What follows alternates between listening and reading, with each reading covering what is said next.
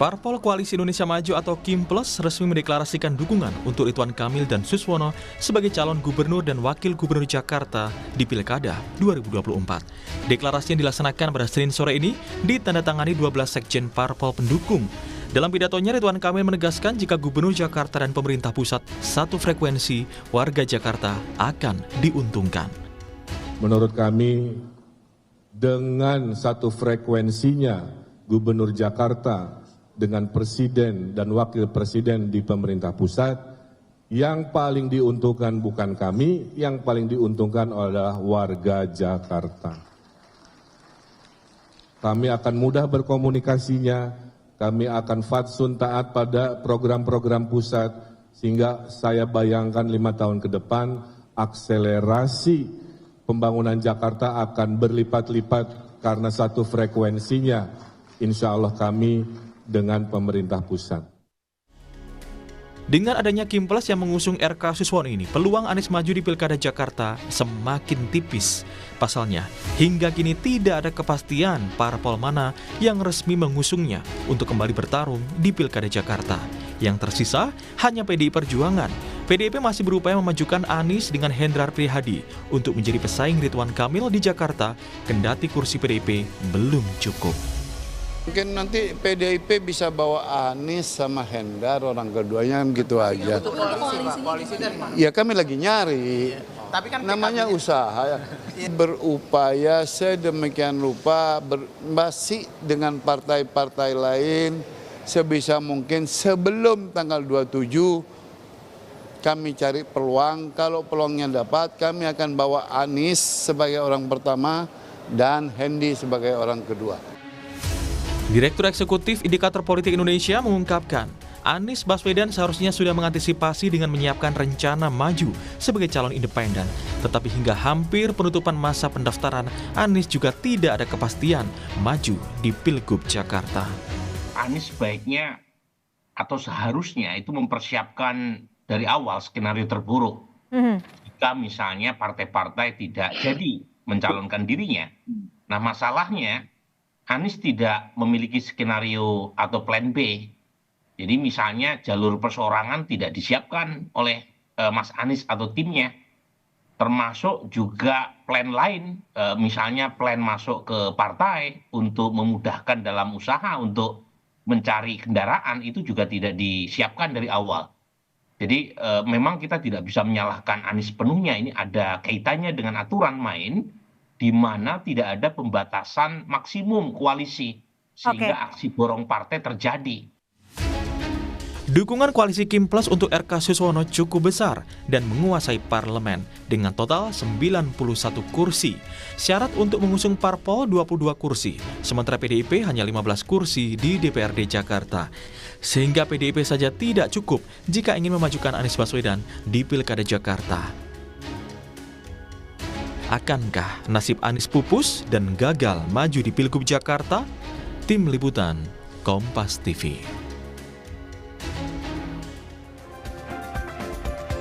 Saudara, 12 partai politik yang tergabung dalam Koalisi Indonesia Maju Plus sudah resmi mendeklarasikan Ridwan Kamil Suswono di Pilkada Jakarta. Kini yang tersisa hanya PDI Perjuangan yang belum memastikan untuk mencalonkan kandidat karena tidak cukup kursi. Tidak hanya itu saudara, peluang Anies pun hampir dipastikan pupus berlaga di Pilkada Jakarta. Benarkah Anies dijegal? Dan beranikah Ridwan Kamil Suswono melawan kotak kosong atau calon gubernur melalui jalur independen? Pagi ini kita akan membahasnya dengan sejumlah narasumber, diantaranya sudah hadir ke studio, sudah ada juru bicara dari PKS, Kang Pipin Sopyan. Selamat pagi, Assalamualaikum Kang Pipin. Waalaikumsalam Mbak Disti. Ya, kemudian juga ada pengamat politik dari Lingkar Madani, ada Bung Rey Rangkuti. Selamat pagi, Assalamualaikum Bung Rey. Waalaikumsalam. Kemudian ada melalui sambungan Zoom, ada Ketua DPP PDI Perjuangan, ada Pak Jarod Saiful Hidayat. Selamat pagi, Assalamualaikum Pak Jarod. Waalaikumsalam. Oke, saya langsung deh ke PKS begitu ya, yang kemarin jadi bintangnya nih karena calon wakil gubernurnya dari PKS begitu ya, dan akhirnya merapat ke Koalisi Indonesia Maju Plus dengan RK Suswono. Saya begini deh, jadi PKS ini menerima tawaran masuk KIMPLUS karena ada posisi cawagupnya dari Suswono, akhirnya meninggalkan nama Anies Baswedan. Kang Pipin. PKS akhirnya mengusung Pak RK dengan Pak Suswono ada karena memang sejak awal kami mengetahui bahwa aman tidak akan berlayar. Jadi bagi kami, saya tentu sebagai juru bicara PKS menyampaikan dari hati yang paling dalam kepada warga Jakarta, pendukung Pak Anies dan pendukung Pak Sohibul Iman, kami memohon maaf tidak bisa mengusung Pak Anies dan Pak Sohibul Iman pada Pilkada Jakarta kemarin, karena kami sudah ikhtiarkan supaya Pak Anies dan Pak Sohibul Iman itu berlayar, tetapi tidak ada partai yang bisa menggenapi. Sehingga opsi saat ini ya, yang kami sebut sebagai ridho, yaitu Ridwan Kamil dan Suswono ini, yang didukung oleh partai-partai koalisi Kim plus ada PKS, PKB, dan Nasdem di dalamnya yang insya Allah akan berlayar dan kami tentu berterima kasih atas kepercayaan telah diberikan. Kami tentu sudah mengkomunikasikan ini ke Pak Anies dan Pak Sohibul Iman. Bagi keduanya tentu menyampaikan bahwa bisa menerima keputusan itu. Termasuk Pak Sohibul Iman, kader PKS, memahami ketika beliau akhirnya tidak dicalonkan. Karena bagi kader PKS memang posisi itu bukan untuk menjadi ambisi, tetapi ketika diamanahi oleh partai maka beliau akan tetap jalan. Jadi sehingga bagi kami saat ini kami sudah move on bahwa saat ini kami bisa berlayar insya Allah Pak Ridwan Kamil dengan Pak Suswono, dua dinamik plan B yang sudah kami siapkan bahwa insya Allah ini akan memberikan pelayanan terbaik untuk masyarakat Jakarta ke depan. Kalau Anda mengatakan melakukan permintaan maaf gitu, permohonan maaf gitu, merasa bersalahkah? Lebih bersalah ke Anies Sohibul Iman atau lebih bersalah ke pendukungnya Anies nih? Ya, saya kira ini sisi rasionalitas kita. Kalau Anda tanyakan kepada saya sejak 2017 adalah daihatnya Anies Baswedan. Ya, dan Anda juga merasa kecewa berarti? Saya kira dalam politik ini kita harus rasional. Kita kan pemilih yang adequate. Anda merasa kecewa? Kita melihat bahwa tidak bisa kita bawa baper ketika melihat bahwa memang sebagian masyarakat memang ada yang kecewa. Kami memahami itu, tetapi kami melihat lambat laun juga banyak yang datang ke DPP PKS, para relawan Pak Anies Baswedan, Pak Sohibul Iman, kenapa ini tidak bisa berlayar? Tetapi ketika kami sampaikan argumentasinya, alasannya, bahwa ikhtiar kami untuk bisa ini berlayar, kemarin kemudian tidak bisa berlayar, padahal sebetulnya sederhana waktu itu. Bahwa kalau misalnya sudah ada 18 kursi PKS, kemudian tinggal tambah satu partai, maka bisa berlayar. Tetapi itu tidak memungkinkan. Maka memang kami paham bahwa setiap pilkada ini kami memiliki dua syarat. Satu adalah capacity to win, kemampuan untuk menang. Kemampuan untuk menang ini ada dua. Satu adalah akseptabilitas dan yang kedua adalah elektabilitas. Ketika elektabilitas bagus, tetapi akseptabilitas terhadap elit partai politik tidak bisa diterima, maka ini tidak bisa berlayar. Dan yang kedua adalah capacity to govern, kemampuan untuk memerintah. Ini saya kira banyak calon, misalnya baik Pak Anies maupun Pak Ridwan Kamil, memiliki kapasitas ini untuk bisa memimpin karena sudah punya rekam jejak yang baik ketika menjadi gubernur sebelumnya. Berarti Anda mau mengatakan kalau sosok Anies Baswedan ini tidak mempunyai akseptabilitas dari partai kalau politik. Kita melihat ketika kami ikhtiarkan aman ini kemarin harusnya bisa berlayar. Saya harus buka misalnya di sini sampai misalnya Bang Surya Paloh meminta maaf kepada PKS, akhirnya tidak bisa mendukung Pak Anies dan Pak Sohibul Iman. Padahal sebelumnya kami sudah komunikasi bahwa ada kecocokan dan ada persetujuan untuk mengusung itu. Ketika ini tidak bisa dilakukan, termasuk kepada PKB kami sampaikan, termasuk juga di dalamnya kepada PDIP kami sampaikan. Ketika itu tidak ada jalan itu dibuka, maka kami harus menyiapkan opsi B. Opsi B-nya adalah ketika ada tawaran Ridwan Kamil dengan Pak Suswono inilah kemudian akhirnya kita bisa berlayar. Jadi dalam arti kata PKS menyerah karena untuk sosok Cawagup. Ya, saya kira yang Dan dilihat adalah Anies. Ketika ini berlayar atau tidak. Dan akhirnya kan ketika kita melihat akhirnya Partai Nasdem dan Partai PKB ketika disodorkan Aman tidak memberikan dukungan, tetapi kemudian ketika disodorkan Ridwan Kamil dan Suswono memberikan dukungan, nah disitulah kami melihat bahwa memang akseptabilitasnya Pak Anies memang tidak memungkinkan dari partai-partai yang lain. Padahal PKS sudah memberikan satu rekomendasi, satu surat keputusan untuk mengusung Pak Anies Baswedan. Kalau sekiranya Anies dengan Suswono, PKB sama Nasdem mau terima nggak? Nah, saya kira posisinya menurut kami mungkin nanti bisa ditimbang ya. Posisinya bukan kader PKS, ya. Itu yang disampaikan oleh Nasdem ya kepada kami misalnya, bukan masalah kader PKS-nya, karena bagi yang dulu saya sampaikan sejak bulan April Pak Surya Paloh sudah menyampaikan, sudahlah dengan Pak Anies, dengan Pak Sohibul Iman, atau dengan Pak Mardhani, atau dengan kader PKS yang lain. Sebenarnya ketika kami tahu bahwa ada penolakan Pak Anies Baswedan dari partai lain, maka disitulah kami harus mulai untuk secara rasional menentukan. Jadi yang menolak sosok Anies Baswedan itu dari PKB dan Nasdem? Ya saya kira tanya kepada mereka. Tapi kami harus sampaikan bahwa sejak ini kan agak unik ya, sampai 4 Agustus yang lalu, kemudian Pak Surya Paloh menyampaikan kami mohon maaf akhirnya tidak bisa mengusung Pak Anies dengan Pak Sohibul Iman. Tentu kami memahami itu. Dan setiap partai politik punya alasan rasional untuk tidak mengusung Pak Anies dan Pak Sohibul Iman waktu itu. Tetapi akhirnya mau mengusung Pak Ridwan Kamil dan Pak Suswono. Jadi disitulah menurut kami sekali lagi permohonan maaf kami kepada para pendukung Pak Anies dengan Pak Sohibul Iman sehingga tidak bisa berlayar. Dan tentu saya yakin ada proses di mana bagi PKS syuro itu adalah penentunya, tidak preferensi pribadi. Ini adalah kesepakatan yang dilakukan secara musyawarah, mengetahui mana maslahat dan mana untuk Jakarta ke depan. Boleh nggak? Tapi saya dulu, saya juga mau urut. Ini ketika Anda menyampaikan permohonan maaf kepada pendukung Anies, Anda juga tadi mengatakan Anda ada heartnya dari Anies, Anda juga merasa kecewa, dan bagaimana ketika nanti basis suaranya Anies ini akan kemana? Apakah sudah siap PKS akan kehilangan ini semua? Karena kita tahu PKS DNA-nya dengan Anies Baswedan. PKS ini adalah partai kader dan partai yang mengedukasi para pemilihnya. Kami selalu melihat bahwa momentum ketika ada kampanye untuk meyakinkan publik bahwa sosok, kalau misalnya Pak Anies akhirnya tidak bisa berlayar, maka kami membawa Pak Ridwan Kamil dan Pak Suswono, tentu kami akan sampaikan apa kelebihan dari dua sosok ini.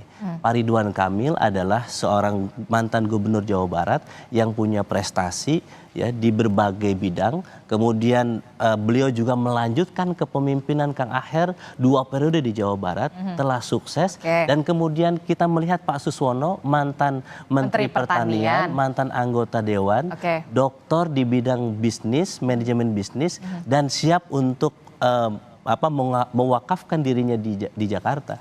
Jadi bagi kami saat ini adalah tantangan bagi PKS adalah bagaimana meyakinkan kepada publik di Jakarta, para pemilih PKS dan para pemilih lainnya untuk bersama-sama mendukung Pak Ridwan Kamil dan Pak Suswono. Dan Anda menyadari kalau itu tugas berat dari Partai Keadilan Sejahtera setelah meninggalkan Anies begitu ya, ketika yang ada di publik kan itu yang terbentuk. Itu adalah tugas, challenge, tantangan bagi kami meyakinkan kepada rakyat Jakarta yang rasional, yang terdidik, bahwa pilihan yang dilakukan oleh PKS adalah pilihan yang rasional, bahwa kami sejak awal tidak meninggalkan Pak Anies Baswedan, kami rasional.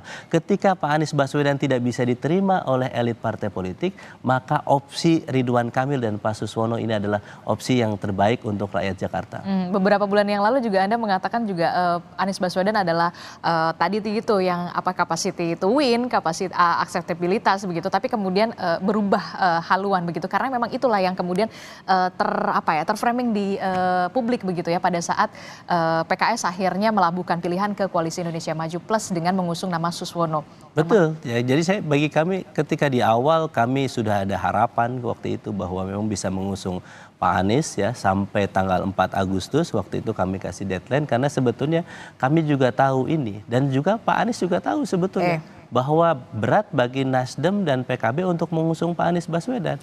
Tinggal dan kami memang ketika memutuskan bahwa 4 Agustus itu kami akhirnya tidak mengusung memberikan pertimbangan apakah melanjutkan memberikan perpanjangan atau akhirnya membuka opsi yang kedua. Ya akhirnya opsi yang kedua ini karena memang sampai perpanjangan waktu pun SK untuk Pak Anies tidak keluar gitu. Tidak ada kawan koalisi yang kemudian berhasil digrab oleh nama Anies Baswedan ini untuk menjadi pendukung selain Partai Keadilan Sejahtera. Bung Rey, kalau saya mau ini sebetulnya kalau diambil kesimpulan dari Bung Pipin ini bukanlah PKS yang meninggalkan Anies. Tapi kan itu yang kemudian terlihat di ini publik. mau disampaikan oleh Bung Pipin. Bukan PKS yang meninggalkan Anies, tapi PKB dan Nasdem lah yang tidak mau mendukung Anies. Tapi akhirnya bareng-bareng juga tuh di itu Kim makanya Plus. karena PKB dan Nasdem tidak mau dukung Anies, siapapun calonnya dari PKS gitu, maka mau tidak mau PKS-nya juga melepas Anies. Kira-kira begitulah penjelasannya. Jadi nggak mau ditinggalkan juga sebenarnya PKS jadi PKS tetap mau gitu ya. Sementara komunikasi dengan PDIP belum terjalin. Emang benar, saya tanya dulu, jadi memang benar Pak Jarod komunikasi antara PKS dan juga PDI Perjuangan sampai saat ini belum terjalin. Makanya akhirnya PKS berlabuh bersama PKB dan juga Nasdem ke Koalisi Indonesia Maju Plus. Bung Jarod. Ya, kalau secara kepartean itu memang belum ya kali ya. Tapi secara pribadi antara Pak Anies dengan teman-teman di PD Perjuangan komunikasi itu dilakukan ya.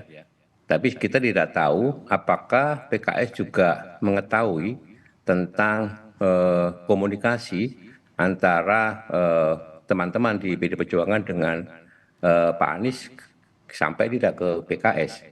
Tapi begini Adit ya, di dalam pilkada yang menganut sistem demokrasi individual liberal ini, cara termudah untuk bisa memenangkan persaingan itu sebetulnya satu gitu ya, borong semua partai. Yang kedua, munculkan calon independen atau munculkan kotak kosong, itu paling mudah. Oke. Karena tidak banding gitu ya. PD Perjuangan sebelum memutuskan itu selalu mendengarkan aspirasi suara di akar rumput.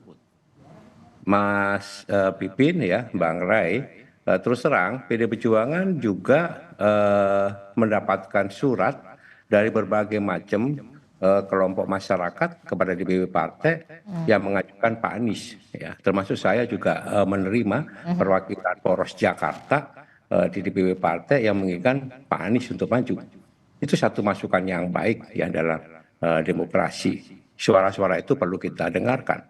Dan waktu itu kita sudah juga sampaikan bahwa kita sepakat, PD Perjuangan sepakat akan berjuang berusaha keras supaya di Jakarta yang menjadi barometer perpolitikan nasional, jangan sampai pilkada itu kemudian melawan kotak kosong atau melawan independen.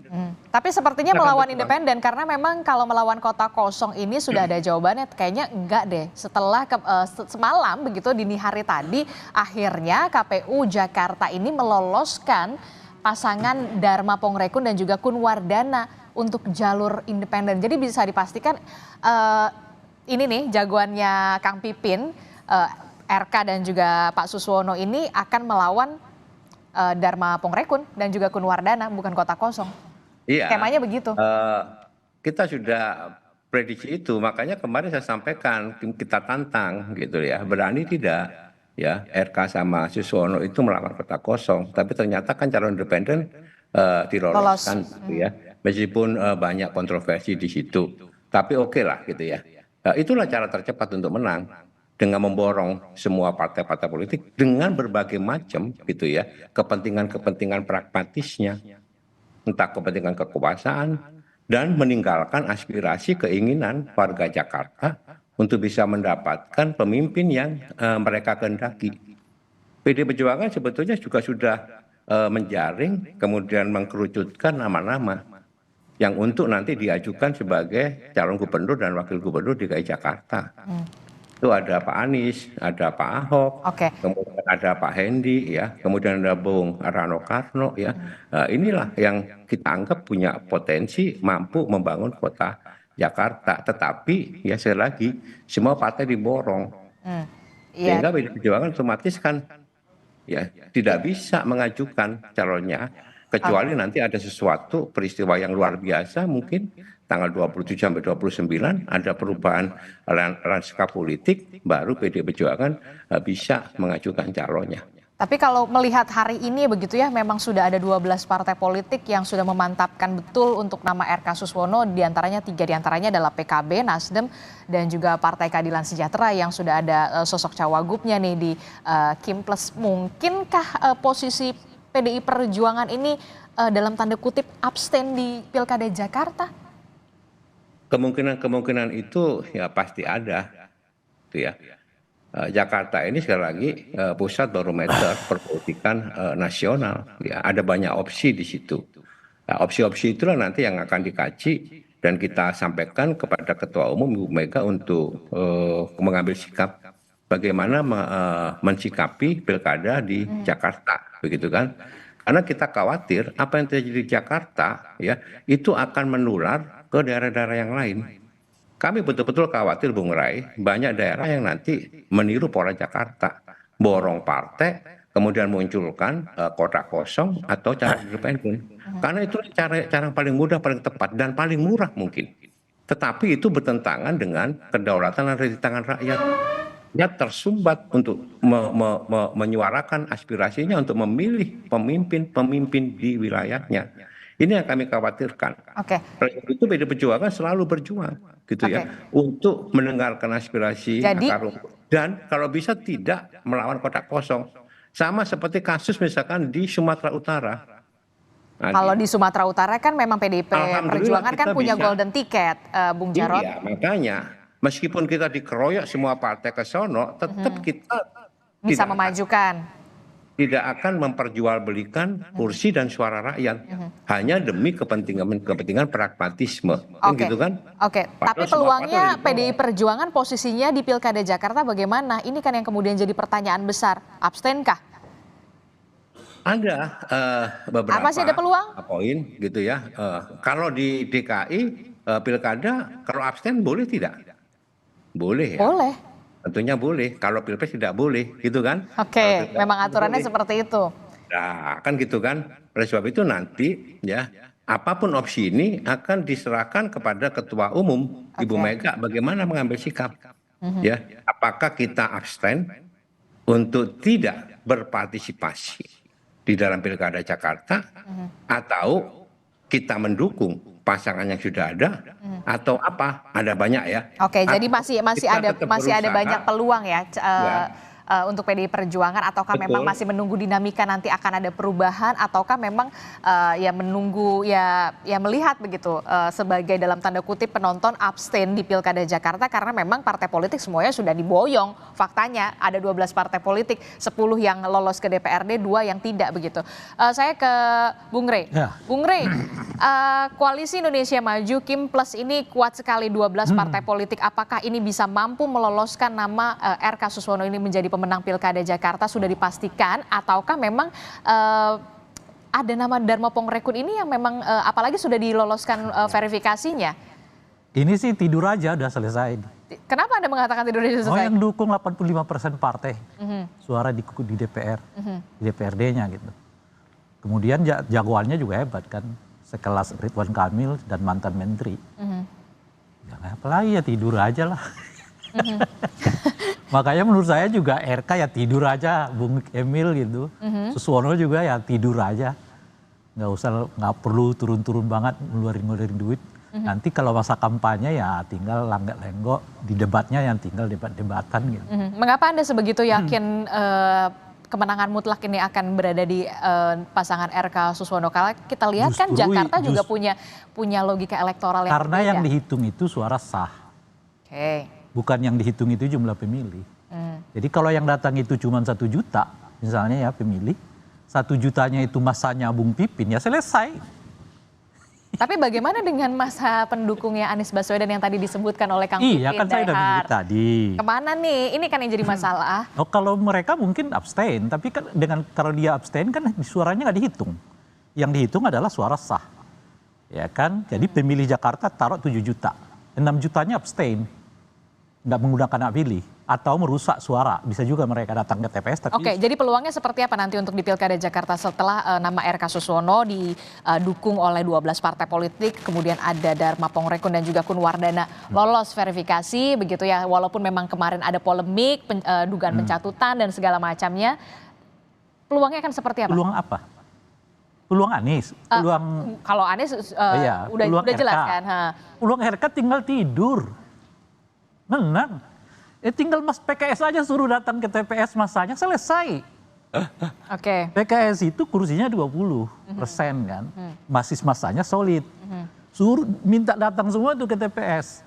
Yang dihitung adalah suara sah, bukan jumlah pemilih. Kalau yang datang cuma 1 juta, ya kan mereka cukup membutuhkan berarti 510.000 suara, selesai, menang. 510 suara itu lebih dari jumlah PKS gitu loh, masa PKS di Jakarta. Jadi ya tidur aja. Lalu bagaimana dengan pendukungnya Anies Baswedan, Anda melihatnya? Ya mereka abstain aja nggak apa-apa. Karena tetap nggak akan, kalau mereka abstain Nggak akan berpengaruh. Karena yang dihitung tuh lagi-lagi surat suara yang sah yang datang ke TPS. Kalau jumlah yang datang itu hanya 10% katakan begitu, 20% dari total pemilih di Jakarta, ya itulah yang dihitung. Makanya saya katakan tadi kan 7 juta nih pemilih Jakarta, yang datang cuma 1 juta. 510.000 dari 1 juta itu kadernya PKS. Ya selesai, menang. Yang lain itu tidur aja. Saya kurang setuju ya. Kurang setuju. Oke. Karena apa? Karena Itu aturannya. Oke. di Jakarta itu tidak hanya pemilih Pak Anies, di situ juga ada pemilih Pak Prabowo. Jadi kalau waktu Pilpres kemarin ya, dan di survei juga tidak mutlak kan pemilih Pak Anies di situ 30%, 30 sampai 40%. Di luar situ kan ada pemilih, memang Pak Ahok, juga ada pemilih Pak Ridwan Kamil.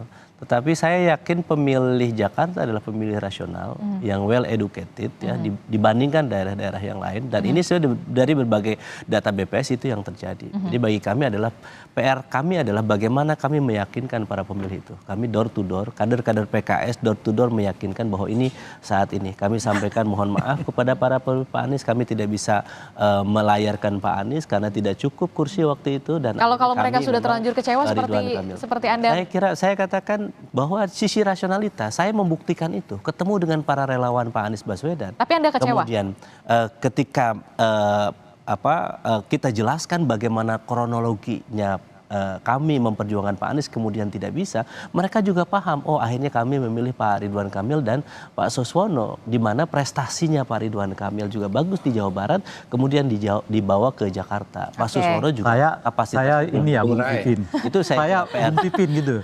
Mengulang-ulang prestasi Ridwan Kamil. Iya, kan beberapa bulan yang lalu juga. Bukan saya. Enggak perlu.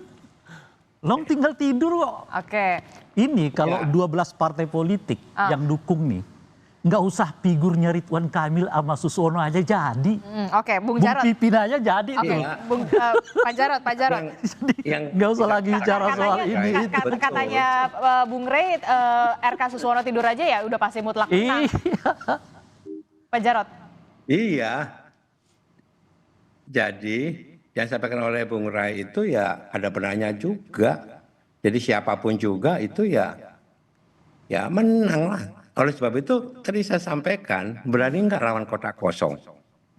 Nah kalau lawan kotak kosong bisa rame ini, bisa seru ini. Kenapa? Ya warga Jakarta itu tadi disampaikan oleh Kang Pipin ya, well educated, cerdas, IPM-nya tinggi. Hingga dia bisa menentukan pilihan. Makanya saya sudah duga nggak berani lawan kotak kosong. Jangan-jangan kotak kosong yang menang. Oke. Karena pendukung Anies, pendukung Ahok, dan pendukung-pendukung yang lain sesuai dengan pilihannya pasti akan milih kotak kosong. Kalau yang menang kotak kosong itu bisa malu itu. Ya, yang borong partai malu itu. Ya, sutradara yang mau borong partai bisa malu itu. Makanya bagaimanapun juga independen ini harus diloloskan perseorangan. Supaya nggak lawan kotak kosong gitu maksudnya ya? Iya. Kalau lawan kotak kosong bahaya juga. Itu loh ya.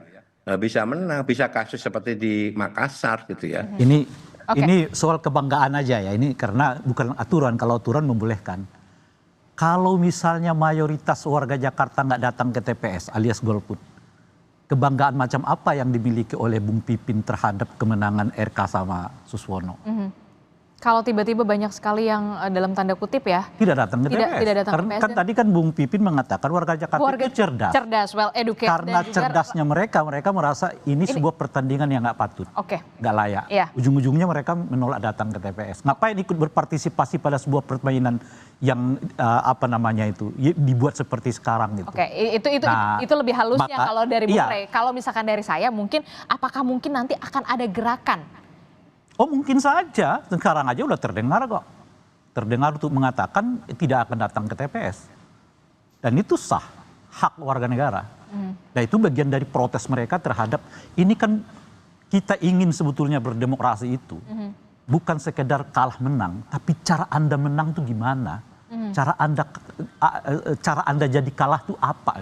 Makanya dibuat Mahkamah Konstitusi, dibuat KPU, supaya pertandingan betul-betul netral, dan lebih dari sekedar itu orang nggak ada yang merasa dizalimi, lebih dari sekedar itu adalah supaya orang menang secara beradab. Itu loh kira-kira, itu pentingnya demokrasi. Tapi kalau dipakai yang kayak begini, ini pemilunya buat apa juga gitu loh Bang, buang-buang duit. Dan Anda melihat ujung dari ini semua nanti adalah, udahlah pilkadanya kembali saja ke DPRD, yang rugikan kita gitu. Nah, ya memang logiknya begitu, kalau semua memborong partai politik gitu ya, ngapain juga pakai kampanye, debat lah, inilah. Emang dengan kemenangan yang kayak begini ini, mau bilang apapun oleh RK Jakarta ini, Jakarta itu, iya lo udah menang gitu loh. Sebelum pilkadanya dilaksanakan lo udah menang gitu. Dan Anda melihat ada peluang gerakan-gerakan semacam itu ada di Jakarta seperti yang tadi Kang Pipin bilang. Cuman ya masalahnya itu ini jadi gerakan moral. Ya, bukan gerakan hukum, karena tetap saja tidak bisa membatalkan ya kan kemenangan siapapun nanti di pilkada. Ya, jadi sekalipun mayoritas katakanlah 80% misalnya warga Jakarta nggak datang ke TPS, yang dihitung yang 20%. Yang dari 20% itu yang sah sebagai surat suaranya cuma 70%, ya itulah yang dihitung. Jadi kalau dikalkulasi sebetulnya boleh jadi kemenangannya nggak lebih dari 20-30% dari warga Jakarta misalnya begitu tuh. Nah itu yang saya pertanyakan, kebanggaan macam apa yang Anda? Kebanggaan macam ini apa? Ini soal kebanggaan ya. Kalau soal legal formalnya sih udah selesai. Karena mungkin saja menangnya 20 atau 30% saja. Jangan dijawab dulu Kang Pipin, kita akan jeda dulu sejenak, tetaplah bersama kami di Sapa Indonesia Pagi. Terima kasih Anda masih bersama kami di Sapa Indonesia Pagi, masih membahas soal bagaimana Koalisi Indonesia Maju Plus yang kemarin sudah resmi mendeklarasikan nama Ridwan Kamil Suswono, dan ya bisa digambarkan Anies Baswedan ini sudah menemui jalan buntunya di Pilkada Jakarta, karena Kim Plus ini sudah ada 12 partai politik yang resmi mengusung nama RK Suswono, dan kita masih membahasnya bersama dengan Bung Rey Rangkuti, Kang Pipin Sopian dari PKS, dan juga Pak Jarod dari PDI Perjuangan. Melanjutkan saya tadi pertanyaan saya, Bung Rey. Jadi seberapa besarkah kemudian ada peluang gerakan untuk tidak datang ke TPS atau tidak memilih bahkan sekalipun begitu dalam Pilkada Jakarta ini, karena memang disuguhkannya semacam ini gitu? Saya kira pepariannya bisa 2 atau 3. Pertama ya memang nggak mau datang ke TPS. Nggak mau datang ke TPS. Ya, bagian dari protes. Bagian dari protes. Iya. Yang kedua datang ke TPS, tapi dia mencoblos pada coblosan yang membuat surat suara rusak. Gitu. Itu juga menyatakan bahwa dia atau boleh jadi yang ketiga, dia datang ke TPS, lalu di TPS-nya dia nggak coblos suara, tapi buat coretan gitu loh, Mas. Model-model kayak begitu ada, dia buat coretan apa gitu. Tapi pada intinya adalah menunjukkan bahwa mereka sedang melakukan protes. Bentuk kekecewaan? Iya, kecewa. Karena itu tadi, bagi mungkin ya apalagi disebut tadi masyarakat Jakarta itu pintar macam-macam, ya bagi masyarakat Jakarta itu bukan soal siap di ujungnya, tapi soal bagaimana ke ujung itu juga penting gitu. Nah kan kalau di ujung itu kan siapa menang siapa kalah kan. Tapi bagaimana menuju ke siapa menang siapa kalah itu. Prosesnya seperti apa? Nah dengan kondisi yang kayak begini nih, ya tentu Jakarta Barometer macam-macam dan seterusnya itu, ya tentu apa istilahnya itu ya, mungkin tidak patutlah dilakukan di Jakarta dengan situasi yang kayak begini gitu. Meskipun tentu karena warga Jakarta satu segi sudah bolehlah disebut memiliki semacam lompatan, misalnya salah satunya adalah nama Kaisang kan nggak terlalu menarik bagi warga Jakarta gitu. Yang itu mengakibatkan kemudian sekarang bukan Kaisang yang dipilih sebagai wakil RK, tapi adalah Bung Suswono gitu ya. Artinya boleh jadi juga akan terjadi begitu gitu loh, Mang.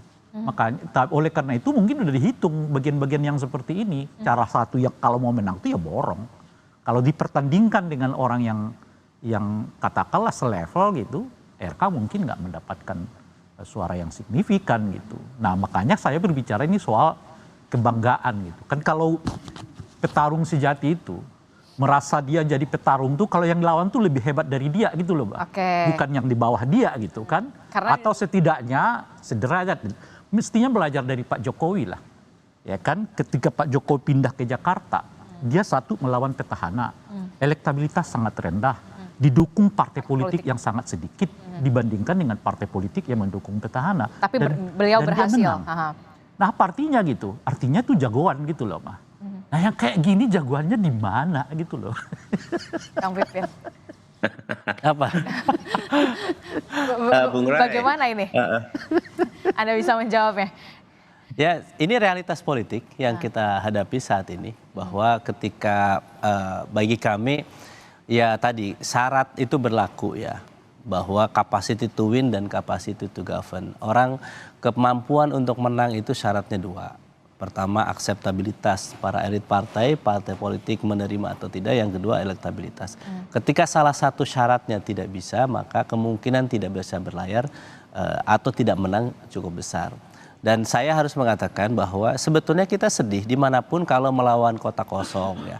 Kita sedih misalnya melawan independen, misalnya kita juga sebetulnya Tapi kalau kata Bung Jarot, kalau misalkan melawan kota kosong, malah kota kosongnya bisa mungkin menang. Betul, Itu sebagaimana di daerah lain sebetulnya Pak Jarot kan nggak cerita bagaimana PDIP mengkotak kosongkan di daerah lain sebetulnya. Misalnya di Bali, kemudian daerah-daerah lain ya.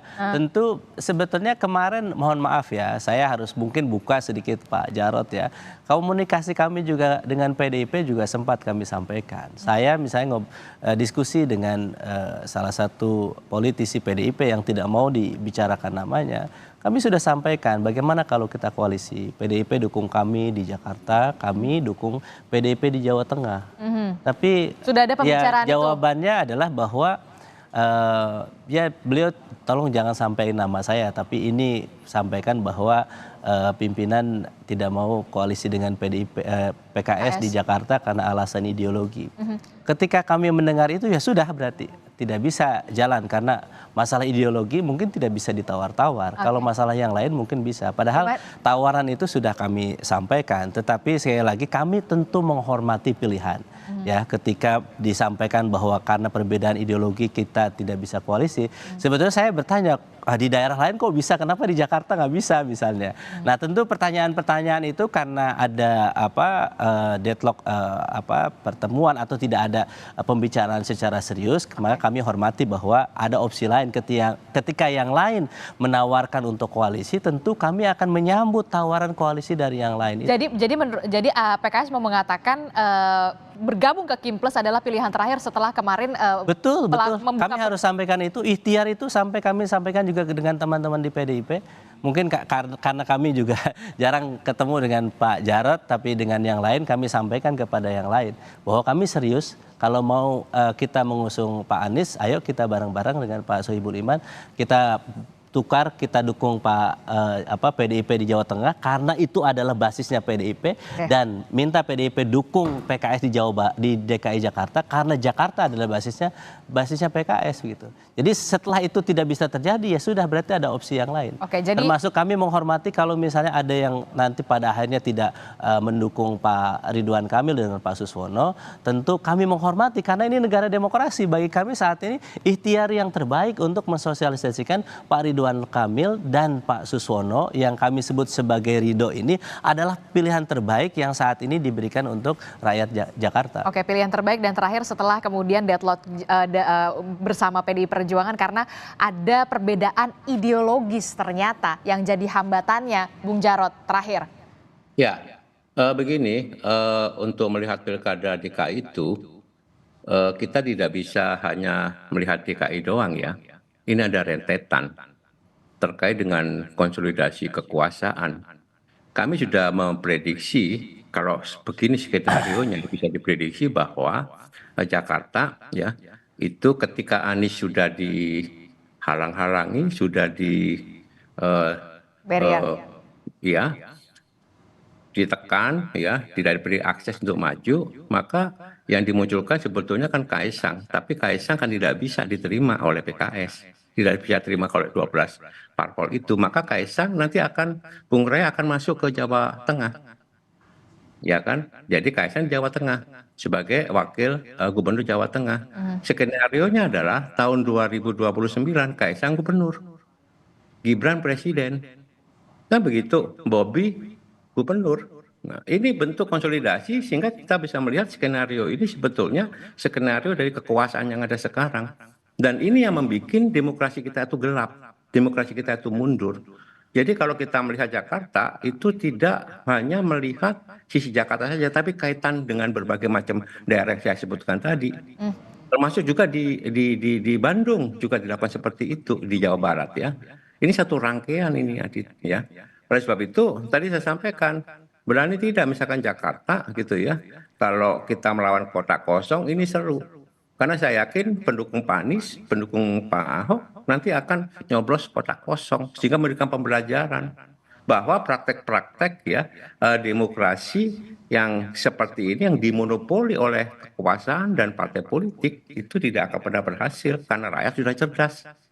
Itu pilihannya. Oke, termasuk juga nanti akan ada gerakan-gerakan yang mungkin bisa berpeluang juga begitu ya, tidak datang ke TPS atau di TPS tidak memilih dengan semestinya atau semacam hal itu. Tapi yang jadi pertanyaan saya adalah perbedaan ideologis inilah yang kemudian menghambat antara PKS dan juga PDI Perjuangan tidak bisa bersatu di Pilkada Jakarta. Kenapa di daerah lain bisa, kalau kata Kang Pipin? Nah, kalau itu masalah itu kita itu terkait dengan masalah position masing-masing partai. Itu terkait dengan siapa kandidatnya. Misalkan kalau Pak Anies yang diajukan, maka wakilnya harus dari PD Perjuangan. Karena PD Perjuangan itu sama seperti partai kader. Jadi kalau misalkan cawagupnya dari PDI Perjuangan mungkin bisa bersatu begitu ya? Mungkin saja bisa. Nah, kalau kita melihat konfigurasi urusan ideologis. Jadi sebenarnya bukan urusan ideologis, Kang Pipin, karena memang cawagupnya harusnya dari PDI Perjuangan, bukan alasan ideologis kalau dari pernyataan Bung Jarod. Kalau kita bisa melihat seperti ini, ya, kita lihat figurnya siapa, tokohnya siapa, kan begitu kan? Karena di dalam pilkada itu yang bersaing itu tokoh, orang, bukan sekedar partai. Atau kalau Anies Pipin boleh jadi diterima PDI loh. Ya saya kira tadi ya, kalau kami melihat bahwa memang kita harus melihat Pilkada 2024 juga adalah melihat Pilkada 2029. Ketika misalnya 2024 misalnya kami memasangkan Pak Anies dengan PDIP, berarti sama juga menyerahkan 2029 kepada PDIP. Kenapa hitungannya begitu? Ya, misalnya Pak Anies nanti 2029 naik sebagai calon presiden lagi, maka calon gubernur yang paling kuat adalah wakil gubernurnya. Sebetulnya opsi itu bagi kami, misalnya apakah juga di Jawa Tengah PDIP mau menyerahkan wakilnya kepada PKS?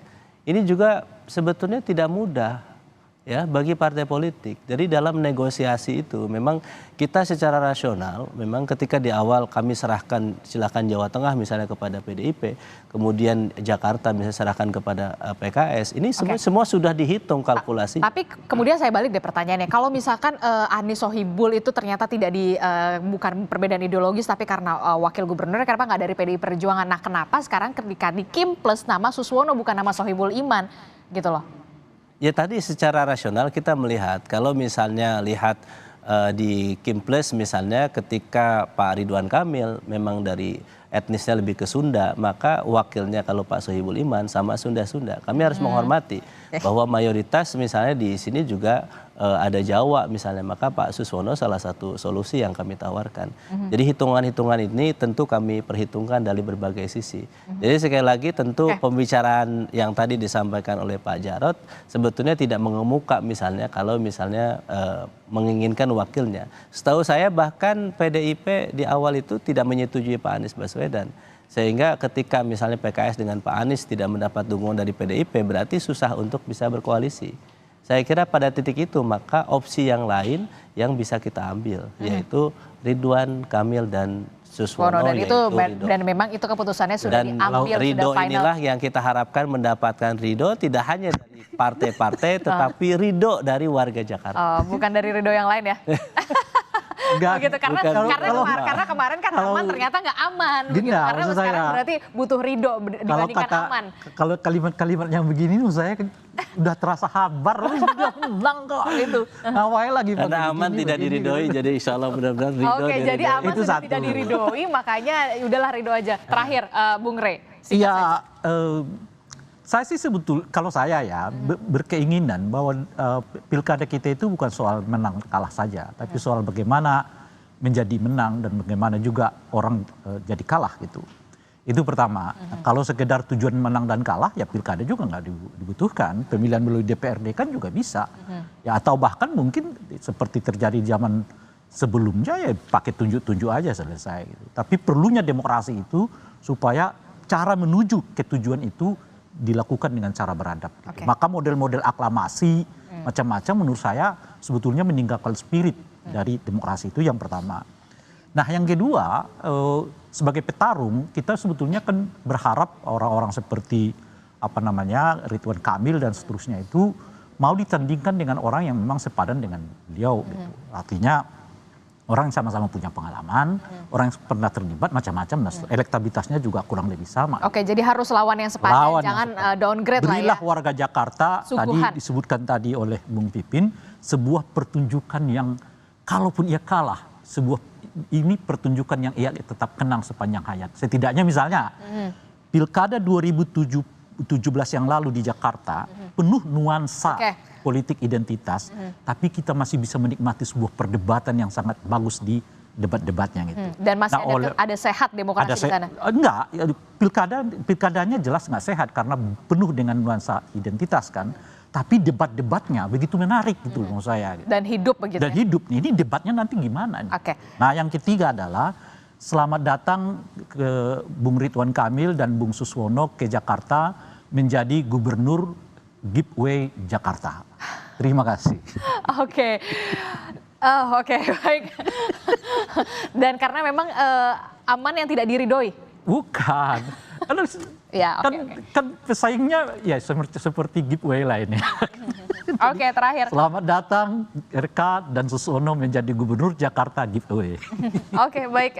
Kita nanti akan lihat bagaimana dinamikanya walaupun agak sulit begitu ya. Kalau kita sudah lihat ini sudah final keputusannya termasuk juga PDI Perjuangan posisinya akan seperti apa. Walaupun memang di aturan memang dibolehkan untuk abstain atau tidak berada berkontribusi untuk Pilkada Jakarta ini, tapi kita masih akan lihat bagaimana nanti apakah ada pergerakan atau dinamika yang akan berlangsung. Terima kasih Bung Jarod telah bergabung bersama kami. Kang Pipin, terima kasih. Kita doakan inilah yang diridhoi. Amin. Setelah kemarin sudah tidak aman begitu ya. Terima kasih Bung Rey Rangkuti telah bergabung bersama kami. Selamat pagi, assalamualaikum Bapak-Bapak semuanya. Sehat selalu. Waalaikumsalam. Waalaikumsalam.